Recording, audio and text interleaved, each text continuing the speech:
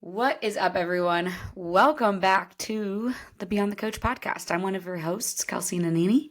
And I am Chris Sweet. And today, we get to chat pregnancy. We just talked about me, and now we get to talk about you. We just said back to back. I mean, these are posted technically like 2 weeks apart, but we're grinding it out today on the pod, so. Yeah, we are. Woo. I'm like, I still can't believe that you're pregnant. Like, there's still days that I wake up and I'm like, oh yeah, Kelsey's gonna have a child. I actually, who was I talking to? Oh, I was talking to Ray, and Ray was like, aren't you gonna just love all the baby snugs in Arizona? I said, yes. I said, yes. I will be there whenever they want. Like, I'm like, I need a break. Love taking care of people's babies. Equally love handing them back. Where I was going to say it's the best because you can hand them back. I'm like, it's good. You and Christy were joking that it's like I was joking that it's my internship between the conversations you and Christy were having. I'm like, I am in my internship. Like, this is the most intensive internship I've been in when everyone in my life is having babies. Like, it's kind of great. I get to learn. I know a lot about pregnancy and babies now. Like, I feel well equipped. I feel like I still don't know enough, and there's so much noise. Like, I swear, as soon as I took a pregnancy test, my Instagram algorithm and TikTok algorithm were just all pregnancy things. Yeah. And I'm like, how? I just took the test. My phone is already new. I recorded the video of finding out, and they're like, oh, nice, another one. And Cadence is like that too. It's so funny. It's like, it's crazy. That's so good. Well, how far along are you now? I am 23 and a half weeks. And how are you feeling? Good. I just definitely popped in the past week and a half. Like, I was a slow grower, and I feel like in the past 2 weeks, I have grown for enough for 2 months. That's like that. Other than that, I've been very lucky. Like, I feel normal throughout the day. I don't have any exhaustion or anything. People talk about how that jump from the first trimester to second, they just felt immediately different.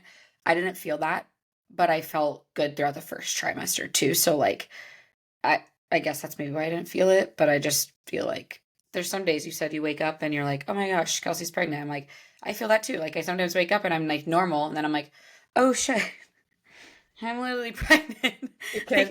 Your kid kicks you just to remind you, like, hello, I'm down here. All the time. Oh my gosh, this thing is insane. I'm like, this better be a D1 athlete for how active it is in there, because all the time at night. Last night, we were just sitting on the couch, or I was laying in bed reading, and I was like, there's literally a party in my stomach right now. There's just an alien throwing a party in the womb.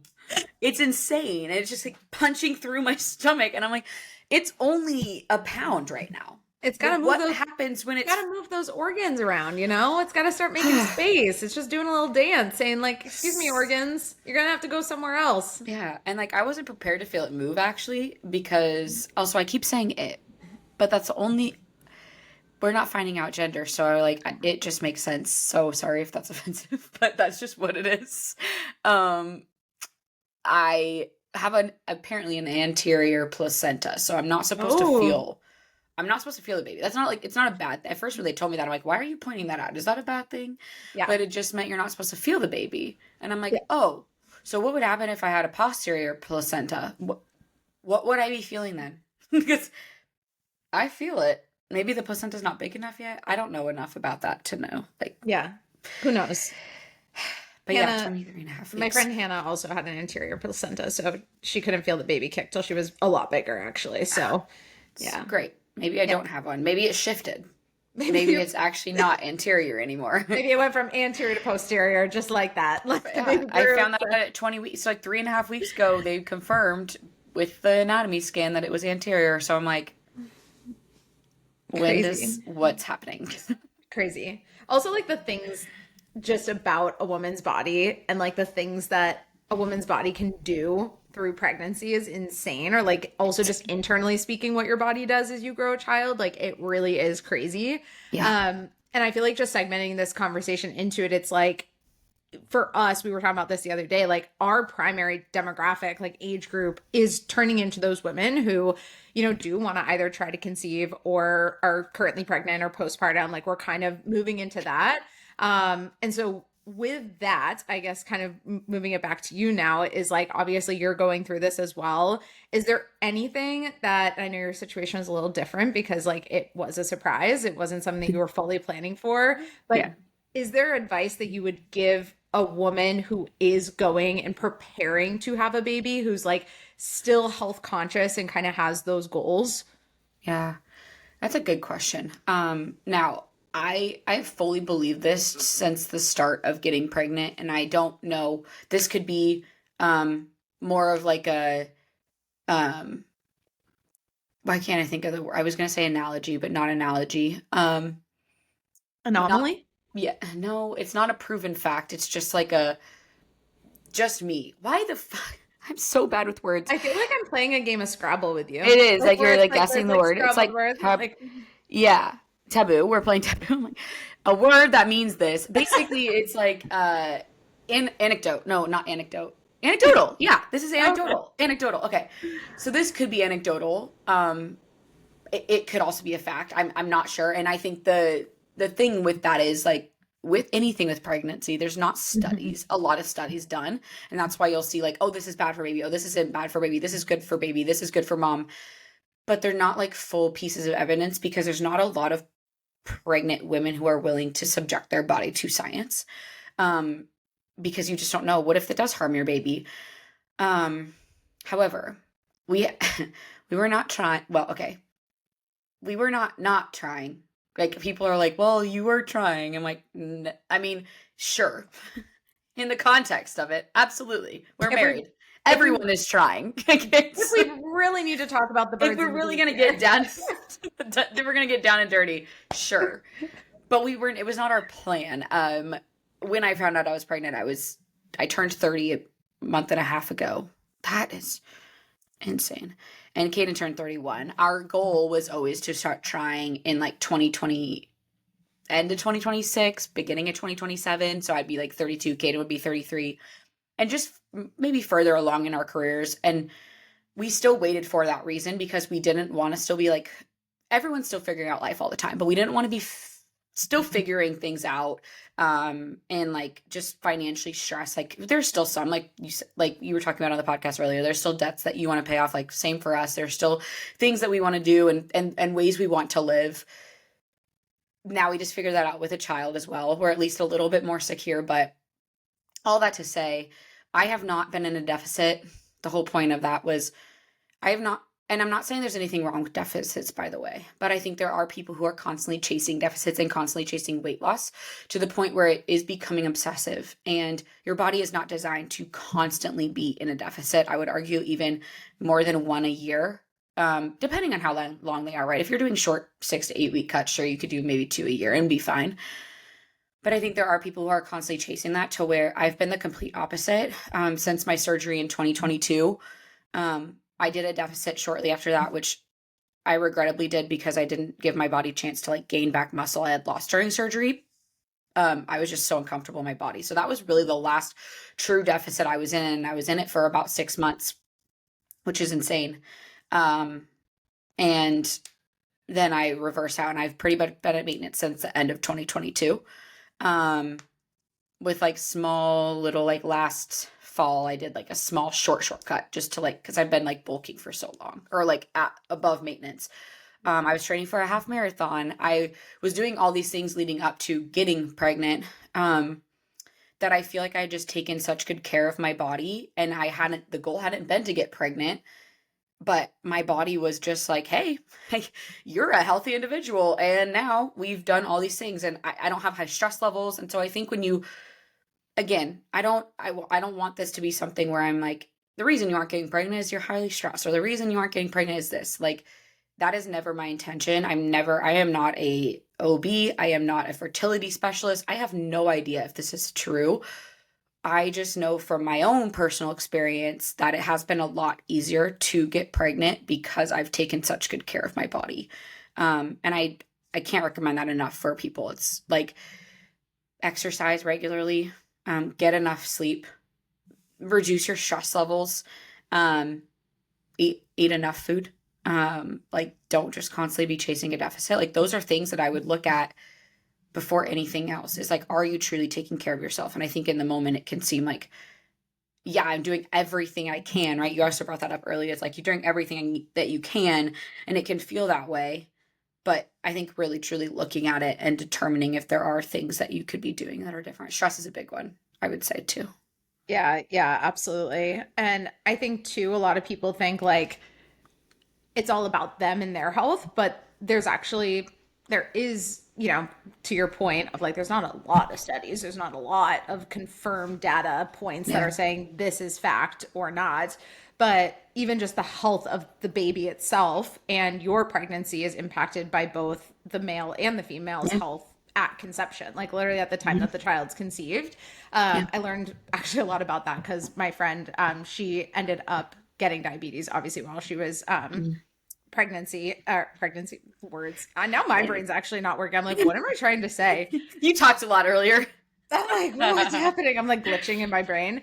Yeah. Gestational diabetes. And we were talking about Mhm. just how like there is links of like actually the male being sometimes the impact of someone getting gestational diabetes. Again, not in all Mhm. cases, but that's why Kenneth and I have a lot of conversations together. And I've talked about this in the podcast we just recorded is like one of our goals is to be our healthiest selves going into this next like Yeah. year and a half, 2 years leading up to when we, to be fair, start not trying. I is going to be kind of the first method. We'll see, but once we go into it, who knows? But I think Yeah. like really, and for those of you who don't know, I do have a medical condition that will impact pregnancy itself.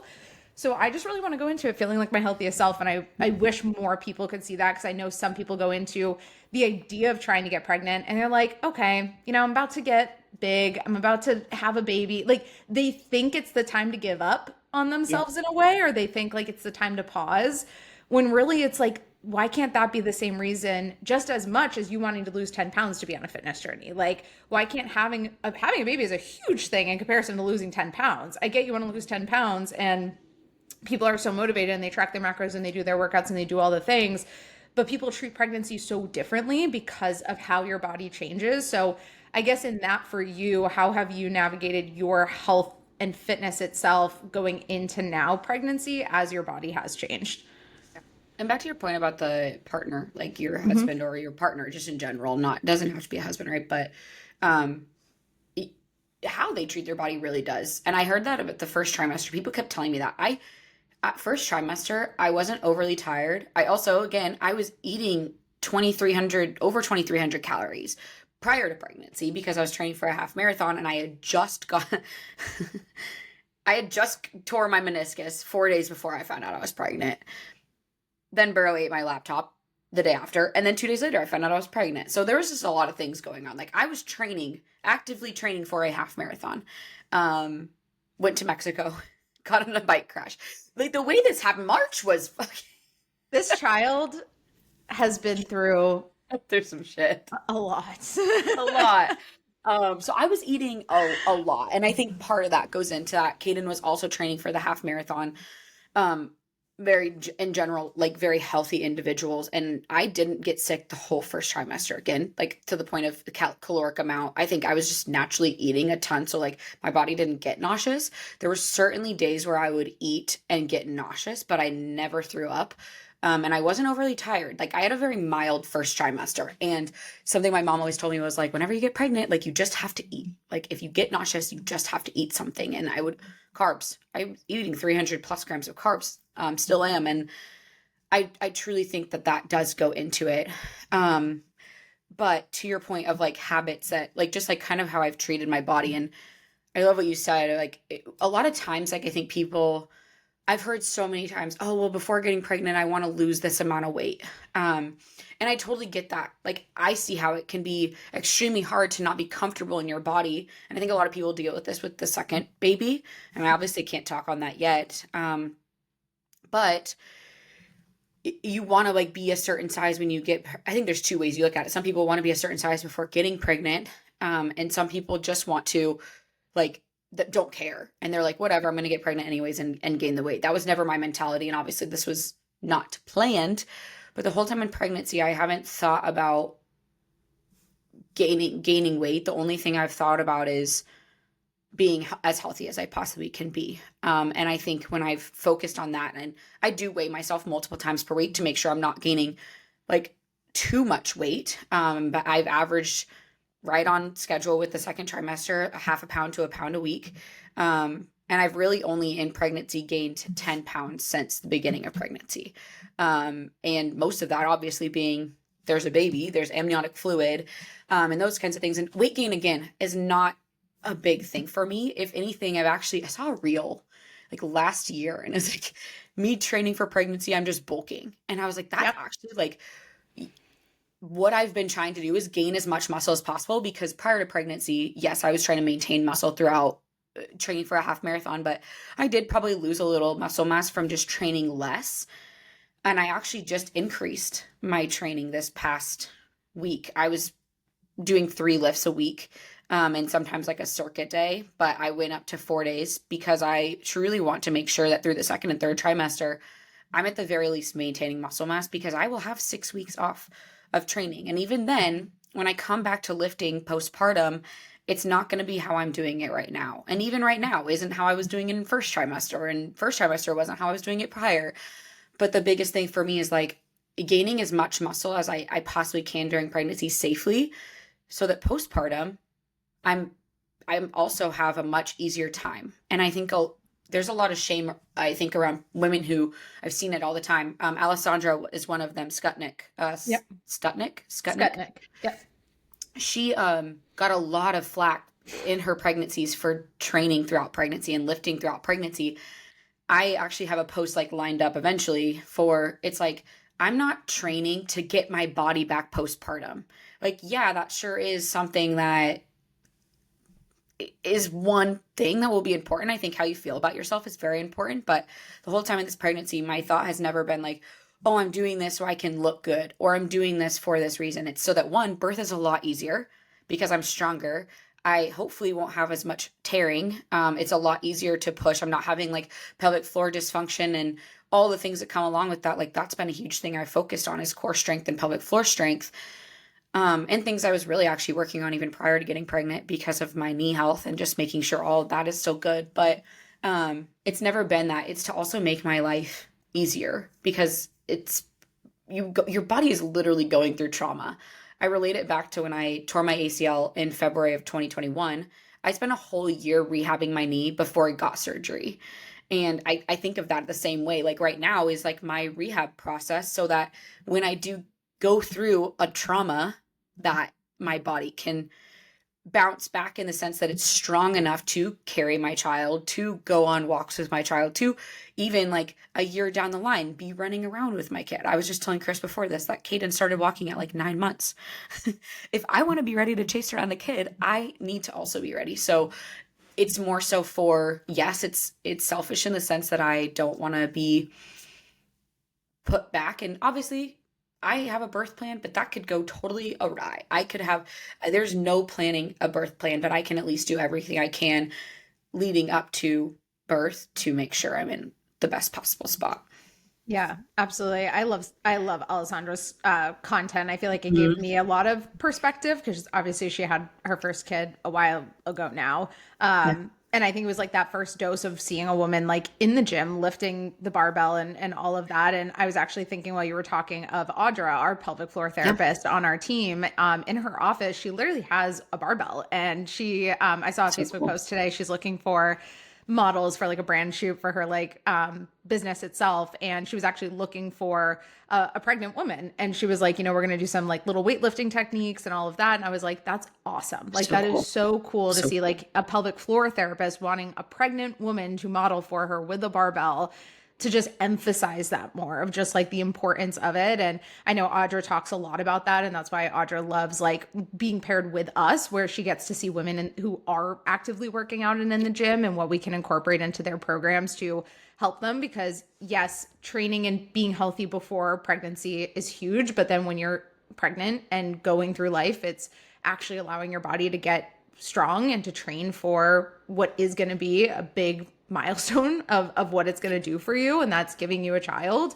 And then most importantly, that postpartum recovery period, because it is like so compounding of each other. And I know Audra is very passionate about that. So I love to see just like the pelvic floor and even physical therapy world really, really emphasizing that more. And it goes a really long way. So I guess to your point of training, have there been any adjustments that you've had to personally make, or adjustments that you think women should be at least aware of as they go from like first to second trimester?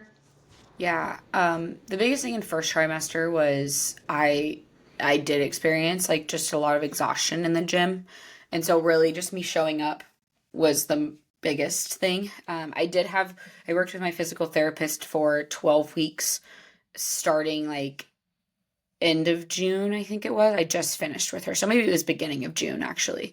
Um, and that was more so to rehab my knee. So like actually it's funny enough, like first trimester, I really spent just rehabbing, whether it be my knee or also pelvic floor stuff. So for the most part in first trimester, I actually could do most things. I was working on some plyometrics. I still haven't run again, but I'm experiencing a lot of round ligament pain. So I probably won't run again until like 2026, which does suck because I was literally running 17 miles a week at one point. But in the second trimester, I'm starting to slowly find things that I have discomfort doing. I had a really tough workout last week. I've actually started like kind of playing around with programming my own workouts to potentially have like a postpartum program that we can use for women who consider themselves athletes but get pregnant and are kind of frustrated with like, well, what can I do and can't I do, and what is safe and what's not safe. And to the point of earlier, like there's not a lot of research to determine what that is. It's really dependent on what you were doing prior to pregnancy. And I was doing a lot of these things prior to pregnancy, which is really nice that I can now translate that into pregnancy and still keep it up because it makes me happy. Um, but like I can still bench. I feel great benching. I don't feel uncomfortable. The biggest thing is like when you're laying flat in the second trimester, it's typically after 20 weeks that people start to, it's like 20 to 28 weeks. It really just depends on the mom and your belly and like how fast you grow and a lot of other things too. But you can start to press on a blood vessel that can cut off like circulation to your brain and make you feel lightheaded. It's not as dangerous to the baby, but it can be. Obviously, if you're lightheaded and your blood supply is like struggling, then there's some that can be cut off to the baby. So that kind of stuff that freaked me out more during sleep than during like exercise. So that's one thing. Core, I was doing dead bugs up until like last week. I tried to do dead bugs and it just felt super funky with my core. So coning, when you like contract your core, if you notice like a little like cone, a bumping cone shape in the middle of your core, your linea alba. I always think of Jessica Alba when I say linea alba. But that can also be a sign of like coning is not good. That's where you can get the separation postpartum. And you want to like reduce that as much as possible because it is like literally tearing your core apart. So that's one thing I was looking out for, making sure that any core movement I can contract, like my transverse abdominis, my rectus abdominis, all those things are able to contract and work together. So that's been the biggest thing is just some things feel uncomfortable. And I think there's a lot of like almost shame I had with that because I was training so normally up until I was 22 and a half weeks last week when I started noticing these things. And I was like, well, this sucks because like I used to be able to do this and now I can't. And it's that mindset is so tough. And I cry a little bit in the car after in the gym because the gym has always been my place to like just go and do everything I can. And like my goal has always been to do as much as I possibly can in the gym because there's a time when I couldn't. And now I'm like going back to that again. And it is really tough. But I had to remind myself, I got all the way home and I was like just tearing up a little bit throughout the ride home. And I got back and I got into the driveway and I was like, I'm growing a fucking human. Like there is a human growing inside of me. If I can't do a couple things in the gym, so what? Because I'm still showing up and doing things. So I got home. I redid my workouts for the following week because I was really just testing things out, programming for myself and seeing what is comfortable and not comfortable. And I just changed things up. And this week is going a lot better mentally. So it's just a matter of like the things that you like, what can you do? It may not be the same as you always had done. Intensities are a lot different. I'm really only training up to like RPE 7. I'm not going up to RPE 8 and 9 and 10 and going to failure, because it just does put a lot more like stress on my body, and that's not the goal right now. The goal is just maintaining, and like I said, just building muscle, and you can do that in RP 7. Because now my RP 7 like sometimes does feel like RP 8 to 9, but really just loads are a lot different. My strength hasn't decreased. It's more just the effort that I can put forth. So I'm trying to just keep as much the same as possible. Like with deadlifts right now, I'm just doing trap bar because I hadn't done them for like, I think 12 weeks, with working with my PT. I'd been doing RDLs, but not deadlifts. So just slowly trying to introduce those back in because it is good for your pelvic floor. And just being careful with everything I do, like taking reps slow, taking longer breaks between a rep just to see how I'm feeling, and going from there. So, yeah. Yeah. I feel like it can be that emotional journey for so many people. So I'm glad that you shared that, because I think it's easy to see someone online be like training, and like I saw your story the other day and I was Yeah. like, oh my gosh, I'm like, you popped. I was like, that's awesome. Like I was like, Popping. whoa, there's a baby. Hello, But there's a baby in there. I think in the same way though, people can probably see your stuff online and think, oh, Kelsey's like handling this so well, and this, and you can look at anyone online who's, pregnant or even pregnant or not, sharing their life, and you just think like, oh, everything's hunky-dory and fine. And it's not like it's not fine, but you're going to have those moments for sure where it's like emotional and it's tough mentally. And I think so many women grieve their like past selves in a way when they're pregnant. Like I've seen a lot of conversations of that on like TikTok and different podcasts people have had, of just like, in a way you're grieving one version of yourself, but you're like really excited for this like next chapter and next thing. But you have to allow the duality of those emotions to exist, because there's going to be those hard moments for sure. And I can imagine I'll probably go through that myself when my time comes.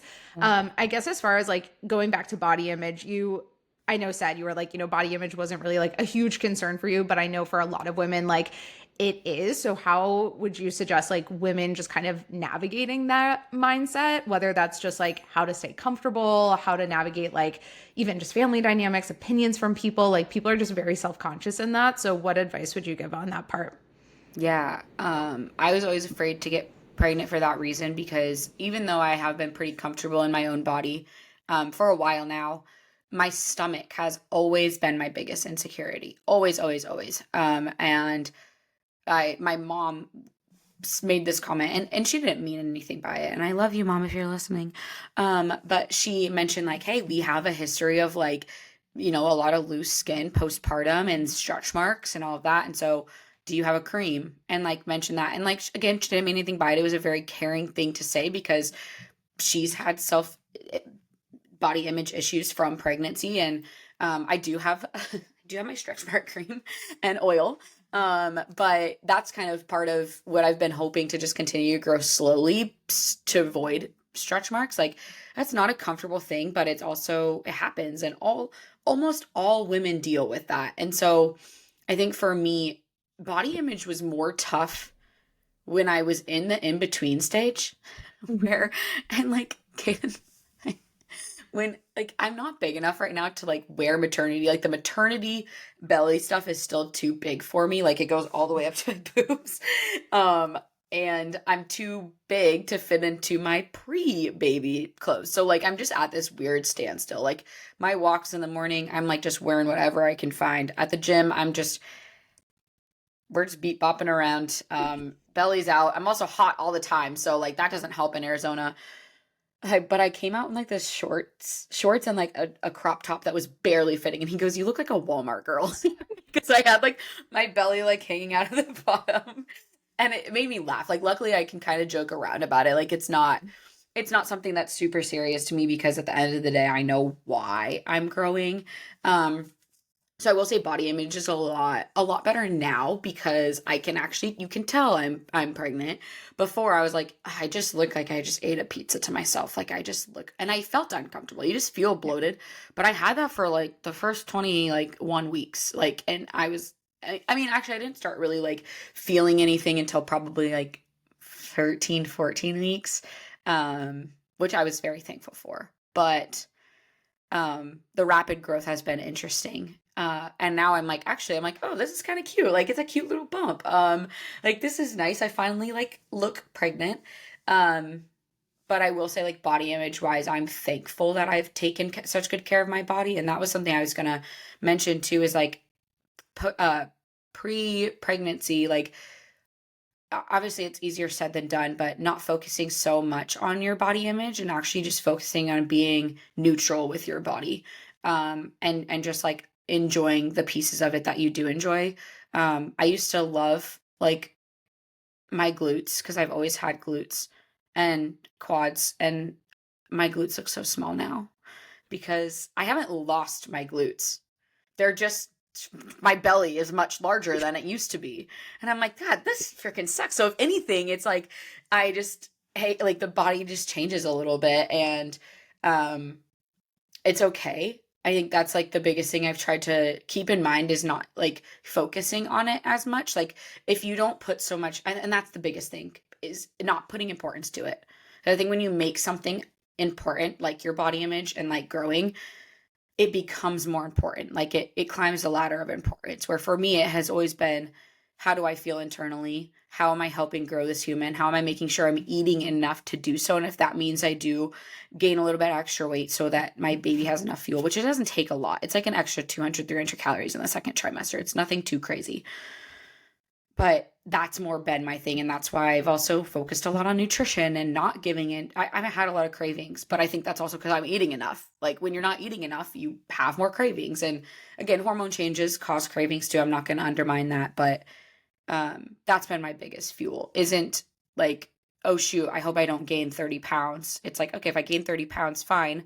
Is my baby healthy?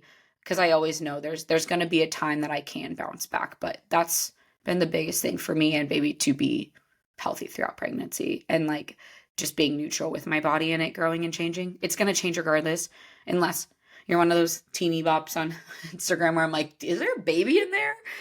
That's genetics too, though. Like, genetics really do play a big factor if you're just a naturally small person. I've just never been a naturally small person. So I came to terms with the fact that I would grow, but I think just being neutral with your body is really important, and doing some like self-love, self-care before pregnancy versus trying to be your smallest self. It's like, just be okay with yourself and be happy in your body. And that takes a lot of work too. Yeah, yeah, absolutely. I like that you've talked a lot about nutrition. Like, I think that training to a degree, I think there's more of this normalcy, at least, to like, hey, move your body, go for walks when you're pregnant, like work out if you can, like that kind of thing. Obviously, the degree of strength training, that's where it can get a little bit more dicey as far as opinions. Now, as far as nutrition goes, though, I feel like, again, going back to what I had said before, people think like, oh, I'm just going to get pregnant. Like, so there's no point of like being my healthiest self right now. There's no point of being in the gym. There's no point of this, and this. On the point of nutrition, once they get pregnant, some people are like, well, there's no point in me to track my food anymore. No point in me to pay attention to like these things. Can you just walk through like one, even just roughly like per trimester, or just nutritional demands that your body has? Because I know you said it's like 200, 300 calories right now, but just like the nutritional demand, and then like the importance of why continuously macro tracking, even if it's, I mean, a couple days a week, just to make sure you're eating enough, like whatever that looks like. Just because I think it's important to speak on. Yeah. It's funny because I have my pre and postnatal cert. I will say it's pretty basic in terms of everything. Like, it's not super, super in depth, but it's been super helpful for me in pregnancy to like take a lot of those things. They say like, don't force your clients to track macros, which, to be clear, I would never force my client to track macros regardless if they're pregnant or not. But tracking macros has actually substantially helped me during pregnancy to make sure I'm eating enough food. I'm not always hungry. Second trimester, I've been telling Kate, and I'm like, I just feel so full that it's hard to eat, but then you're hungry. And so I've just been capitalizing on times I am hungry. And even if it means eating a protein bar for lunch, my protein bars are still 300 calories. So at least they're pretty calorically dense, but it's getting something in because I know I need it for my energy levels. And to the point I was talking about with fatigue earlier, I didn't feel a lot of that fatigue tiredness. And I think it truly does come back to like, I was focusing on nutrient dense foods, eating enough overall calories. So in terms of like amounts, This is going to vary per person, but you want to be eating at maintenance in your first trimester. I know a lot of people are like, well, I still want to lose weight. It's like, but that's not the goal now. You're not under, it's very much so like when people are like, I want to gain muscle, but they're in a deficit. It's like, that makes no sense. Like, if you want to gain muscle, you're not in a deficit.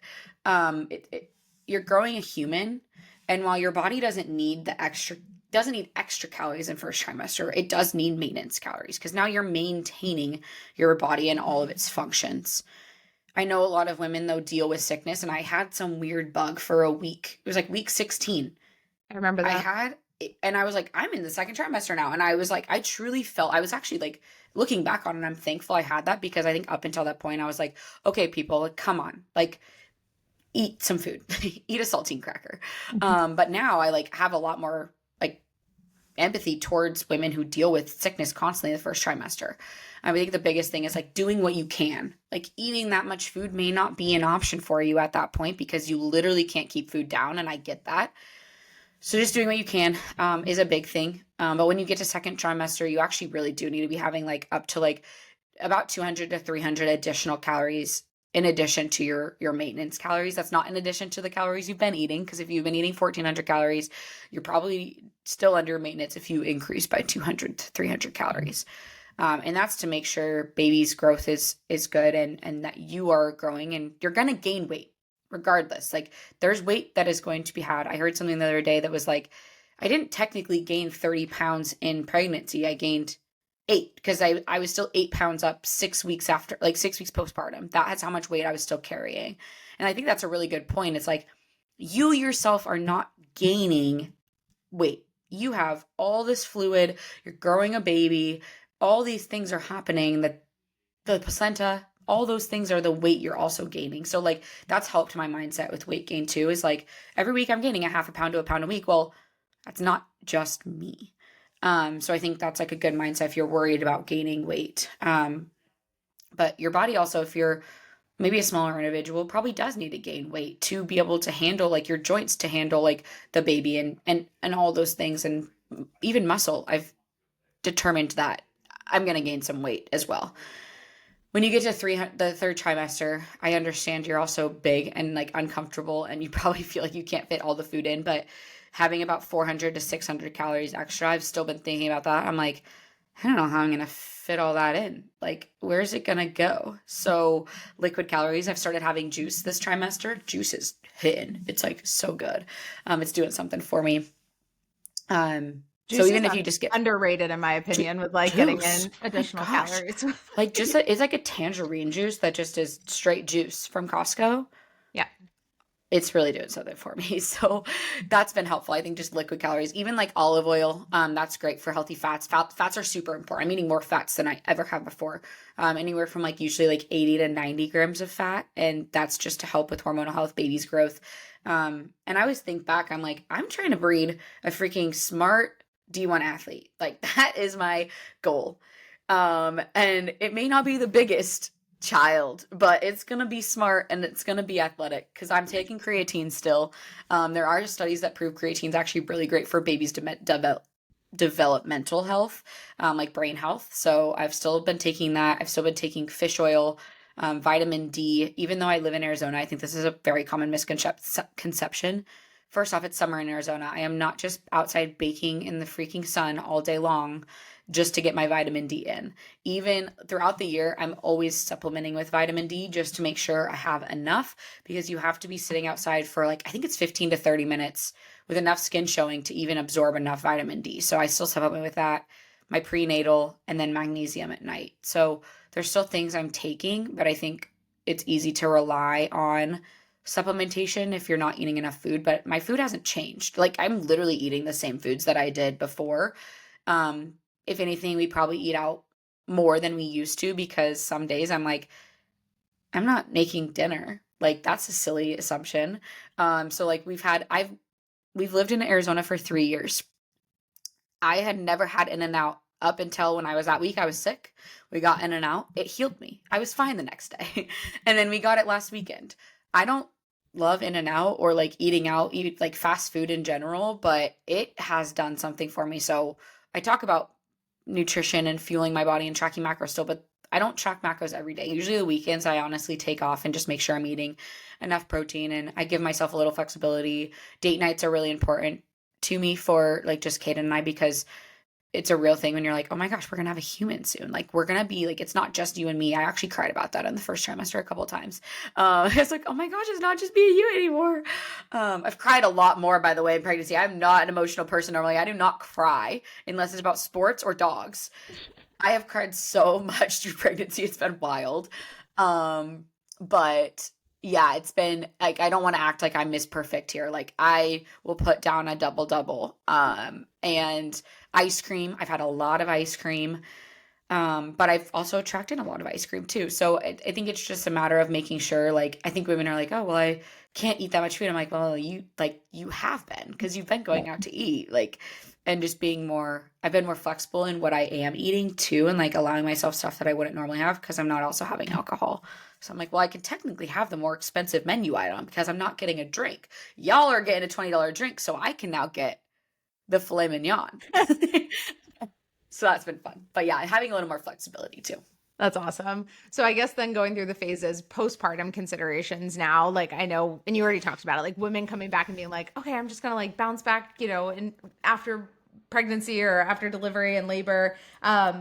Obviously there are considerations to that, breastfeeding or not. First off, like I don't think people realize the nutritional demand that your body has. I do, from obviously clients I've worked with and my friends and family who have gone through it, like they say that just naturally you are hungrier, obviously, when you're breastfeeding, like it just kind of comes and naturally happens. But I don't think people realize, one, the nutritional demand sometimes of calorically what that looks like, and then two, from a recovery standpoint. So both like nutrition and fitness. Can you touch on that for postpartum? Yeah. So big thing is, again, your body's going through trauma. So like anything, you need to, at least, if you're not going to breastfeed, I know some people have trouble breastfeeding, maybe that's just not your path, and that's totally okay. At the end of the day, I know there's a lot of shame around that if women aren't able to produce milk or their baby doesn't latch, and whatever that may be. My plan is to breastfeed for at least 9 months. But we go to Italy, so I'm like, I just want to be done by that point. So that's a goal. But again, it could be not perfect. Like my baby may not, it may not be a good journey. And regardless of what that is, you need to be at least, if you're not breastfeeding, let's go that route first, at least maintenance. Your body has to heal so much, musculoskeletal wise, muscle. Your body's going through trauma. Musculoskeletal. So yes, if you're not breastfeeding, food can drop a little bit from third trimester, in the beginning. And I will also say, I don't know what tracking is going to look like for me postpartum. It's been easy in pregnancy because I don't have another kid, and I have the time to. So postpartum, it may not be an option for me, which is why it's nice that throughout pregnancy, I've been tracking to understand what my body needs. I also realized like cooking isn't necessarily an option for people. You're like you're not sleeping. And that's where I am thankful. I have a very supportive husband who will pick up some, like, it's not just me. So he can cook and we can make easy rotisserie chickens, all the things. But, anyways, at least maintenance if you're not breastfeeding, because your body needs to recoup. And your first goal of postpartum, especially in those first 6 to 8 weeks, should not be weight loss. It should be recovery. And I promise you that if you focus more on your recovery, gaining back muscle, even like your ligaments, joints, all that stuff went through so much trauma that your body needs, I mean, especially protein for sure, but enough carbs and fats as well. Fats specifically for hormone health, carbs just to get enough energy in. Those kinds of things are so important. So at least maintenance if you're not breastfeeding. Your body still needs that fuel. If you are breastfeeding, again, like you said, a lot of people experience a lot more hunger. Your body needs an extra 400 to 600 calories for breastfeeding, typically on average. So that could look like what it did in third trimester. But remembering, like, I think a lot of women still are like, well, I'm breastfeeding, like, I just want to lose the baby weight. And it's like, but your feeding a child, like what you are putting into your body. And I get there is some like filtration. I don't know. I'm not going to act like I'm a breastfeeding expert, but you have to consider like the vitamins, the minerals that you are putting into your body or not is directly what's going to be put into the baby. Or your body may pull those things from your body and now you're deficient in those things. So like your nutrition still matters postpartum. I think that's where really like simplifying your nutrition, having frozen vegetables, pre-cooked meats, all those things that like just make your life a lot easier can be so helpful. While I know I'm sure it's easy to be like, oh, we're just going to go through like the drive-through again. And I'm sure those days will happen, but still prioritizing one, eating enough food, but two, eating enough nutrients to supply you and your baby will be important. And also obviously like the rehab part of it too. Yeah. Yeah. And that 6 to 8 weeks, what do you feel like? I mean, you kind of talked a little bit about it, like what your focus is going to be from a physical standpoint to like get you back into the gym. Like, what is the green light for women to say, okay, I can get back into like exercise and movement and all the things? The first is like your doctor. So the craziest part, and this is why I actually think it's really important. I don't know who yet, but I do plan on hiring a coach postpartum because I don't want to be writing my own workouts. And also there's things you can actually be doing as early as like 2 weeks postpartum, depending on everything, right? If you have a C-section, it's a little bit more considerations. Obviously, like scar mobilization is huge. But if you have a perfectly healthy delivery, 2 weeks, not going and lifting in the gym, but like pelvic floor work, breath work. And that's where having a pelvic floor therapist can really come in handy and why I'm so thankful we have Audra. That stuff is stuff you can slowly start doing. The green light is essentially when your doctor gives you the green light. And the worst part is most doctors are like, cool, you're good to go. And you're like, what the fuck? Like, what does that mean? And that can mean a lot of different things for a lot of different people because there is still considerations you have to make with training. Your time looks a lot different. Your energy looks a lot different. And so all those things, like I could try to put together a perfect plan of like, this is my plan, but I don't know what kind of delivery I'm going to give. I obviously hope for vaginal and that's my plan, but like sometimes baby has other plans. So as of right now, my goal is to return back 6 weeks and focus on like rehabilitative stuff, getting back to pelvic floor. Maybe it's a lot of body weight stuff and just honestly listening to my body. And I think the small like mindset piece is like for you going to the gym, wearing loose fitting clothes so that you just feel comfortable and you're not picking yourself apart. Cause I think it'd be easy to look in the mirror and be like, oh shit, I gotta start grinding because I need my body back. But it's like, there's so many other considerations that you need to make. And that's part of why I'm actually happy that we're going to be setting up, have all my home gym stuff from when we had a home gym. We're setting it up on the side of our house. So I won't even have a mirror. Yeah. It'll be so great. I won't even have to worry about how I feel. That's the plan as of right now. And I think when you're just coming back to things, thinking about what you did during pregnancy, what you did prior to pregnancy, and integrating that all in. But the biggest thing is like your body is still going through, there's still like a 6 to 12 week period. So you have the 6 weeks postpartum. Then you have another 6 to 12 weeks of just rehab and getting back to your like just a baseline as well, because you have to think about you're taking 6 weeks off of lifting. There will be muscle lost. That's why my plan is to walk daily and just like get in that movement and also just get baby outside too. That'll help. But like I'm going to lose muscle when you don't do anything for at least 4 weeks, you lose muscle. So a big part of that will be like gaining muscle back. And then like that 6 to 12 week period. And then you're typically like pretty good once you've built back up that musculature that's really important to support your body. You can kind of start getting back to normal. But if you think about it, that's 18 weeks, potentially up to 18 weeks postpartum or longer. That's 4 to 5 months. So I think it's just really not being in a rush, because when you rush things, that's when injuries happen. That's when complications can happen. And just giving yourself grace in that too. Because now it is truly you. It's not selfish. It's you just getting stronger again. So that you can show up. When you show up for yourself, you can show up for your family so much better. So I think that's a big thing there too. Yeah, totally. Gosh, I can't believe you're going to have a kid. Crazy. There's also a lot of things I have not considered for like everything.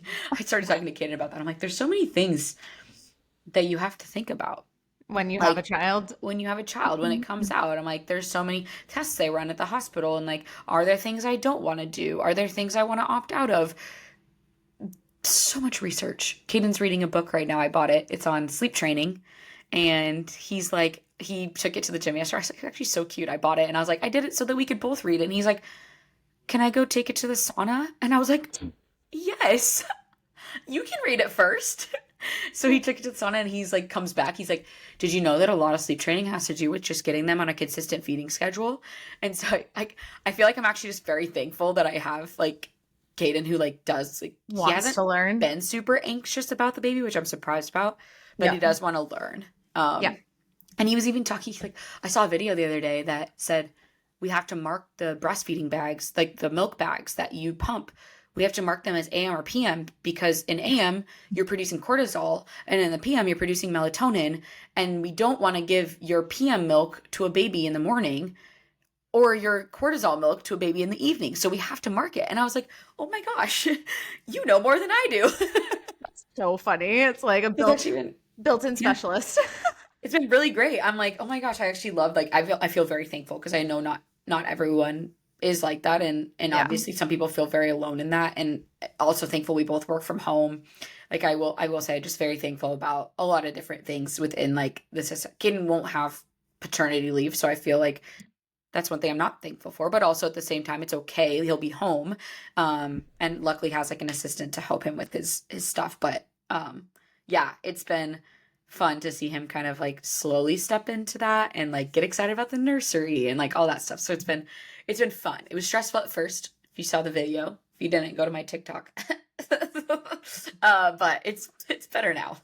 That's good. That's good. No, it's a lot of changes, a lot of things. I think there's so many considerations every single woman needs to make like for their body. And I think the biggest thing at the end of the day is like doing what's best for you. I mean, it's the thing we preach for all seasons of health and fitness is just like listening to your body, doing what's best for you, finding support. I think support systems, I know for me, like I'm so grateful. Charlie's really going out his collar. Yeah, he's getting it. I am so thankful personally to have friends and family who have gone through so many different degrees of like pregnancies and deliveries and having 2 kids, 1 kid, 3 kids, where I can have a support system that I can lean on and like ask the questions that I need to ask, because I know when it's my time, I'm probably going to be hitting you up and Hannah up every day. I'm going to be like, is this normal? Is this normal? What about this? What do you think about this brand? Can you just send me your Amazon link? Can you actually just give me your baby registry and I'll copy and paste that and take anything off that you don't think you needed? Thanks. Cool. Yep. Do you mind packing my hospital bag?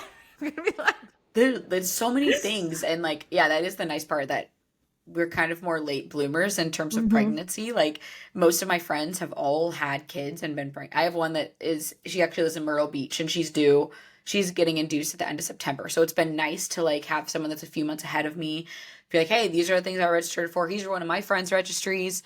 So it's nice like to just like rely on, everyone obviously is completely different in pregnancy and will experience completely different symptoms, but it's nice to at least have a support system. So if anyone needs any, I'm not an expert, but we can certainly talk and share stories and be as helpful as possible, because it takes a village. Absolutely. No, it does. Is there anything else that you want to share or add about just like your pregnancy experience or advice you want to give anyone? The advice of people are like, you're never actually fully ready. Just do it. Like that is very good advice. People kept telling us that. They're like, you'll just know when the right time is. You'll never actually feel ready. So just do it. And I'm like, I don't think we'd ever have felt even ready to start trying. So I'm actually just thankful that it happened now, because it's true. You never like weren't ready, but now I feel like I've fully kind of stepped into it and like feel a lot better about it. So, yeah, I feel like I feel like I shared a lot. I'm also an open book. So if anyone ever has like questions on anything, I also just want to say, like, if you made it this far, first off, thank you. But also like, I never want anything I say to feel like I am like judging anyone or your choices. Like your body is your body. And like at the end of the day, you make the best choice for you and your baby. And never feel any shame for that either. Like just be grounded in your decisions. And yeah.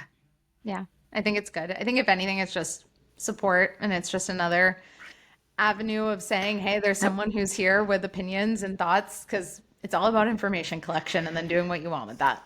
The more you know, and you can make your own informed decision. So, but thank you guys for listening, and hopefully this is helpful to either expectant mothers or those of you who aren't quite expecting yet but would like to be. So yeah, thank you again.